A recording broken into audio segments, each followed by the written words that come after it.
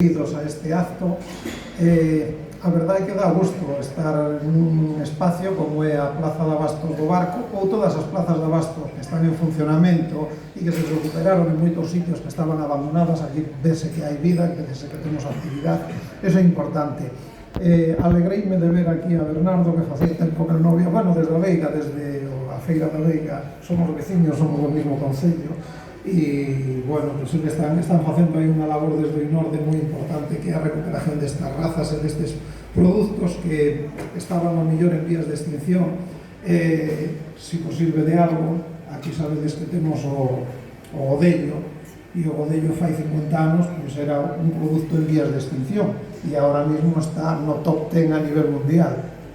Posiblemente o porco celta dentro de un tempo pois estará ao mellor ao mesmo nivel que eu creo que xa está ao mesmo nivel que o porco ibérico. Polo tanto, pois nada, eu creo que xa se dixo todo. Algo moi importante que xa comentou Mari Carme, comentou algún dos gandeiros tamén, sobre todo para os concellos, o tema de esa fixación da población no rural e sobre todo esa labor que fai o porco, que estamos gastando moito diñeiro en desbrozar nesas franxas perimetrais aos pueblos, o tema dos incendios, etc.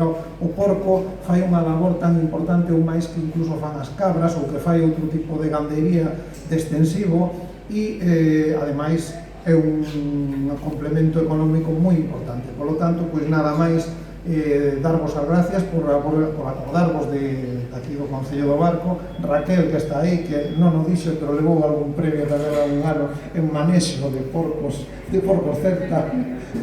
E eu creo que agora toca darlle paso a Nerea, que eu creo que xa vamos a fichar como casi